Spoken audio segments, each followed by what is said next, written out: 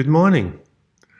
Unfortunately, I can't be with you in person today, but I prepared a few slides documenting my work in electronic art and addressing the problem of archiving electronic and digital art. Now, I will briefly talk about every project documented here, and then hopefully we will come to a conclusion. This is me in the electronic music studio in Ghent, 1971. We see a mix of industrial equipment and some homemade electronic boxes. All of the equipment was lost over time. This is the prototype of the Cracklebox synthesizer built in the early 1970s. Many more pieces were built at the Stime studio in Amsterdam.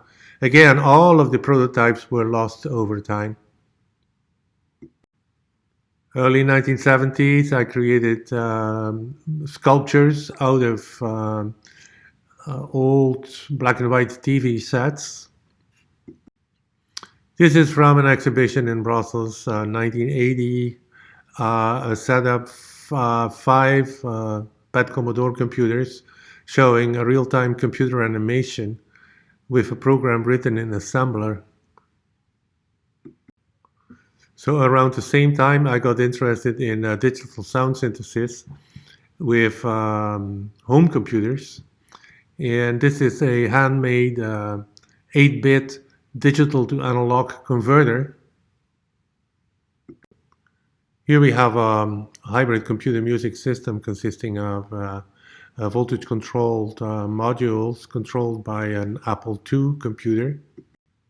In this project, I'm using a Hewlett-Packard plotter as a scanner and putting a photosensitive transistor in the pan.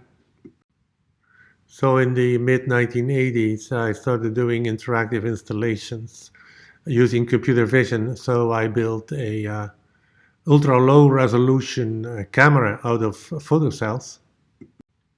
This is around the same time the infrared violin.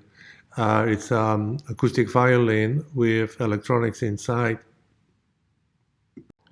1977, doing batch processing on an IBM 370 computer using punched cards. Of course, the program was had plenty of bugs, so it took like many weeks to produce a single drawing. This is a teletype printout, 1977 at the Slade School of Art in London. So as we can see, even paper deteriorates and needs careful conservation. So in the mid-70s, we were using DEC tape to store programs and data. Working hard at night at the Scientific Computer Center of Ghent University in 1975. And it's important to consider the embodied relationship that exists between the machine and the programmer. It is very difficult. It's very different to program on a laptop than it is on a mainframe computer. Examples of data storage on tape and the data storage on large floppy disks. Like the one you see on the left, the Compute Color, or on the right, Hewlett-Packard. No longer readable.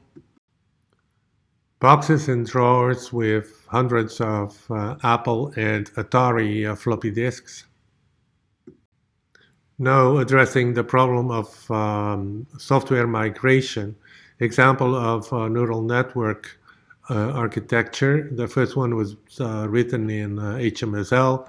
Then it was migrated to Macintosh Common Lisp. So the system for advanced human and machine interaction was further implemented in SuperCollider.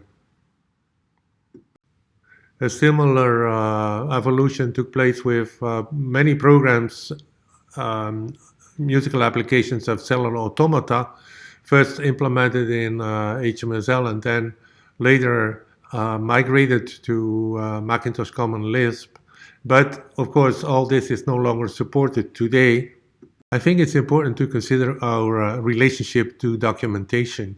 And Most documentation today is electronic. In the early days, we were relating to paper. This is a picture taken in my studio on June 25th, 2023. As you can see, the temperature was 41 degrees Celsius. So climate change is definitely happening.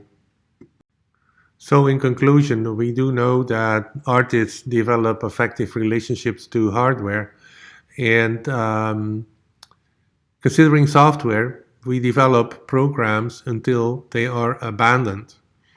It is impossible to preserve the original experience. So the question is, how do we define the work's integrity? And I think that the only option is really to keep track of the ideas rather than the products or the instantiations of the ideas. So we need to re-implement the ideas in whatever technology becomes available. So we are moving on from emulation to the idea of reincarnation. Thank you.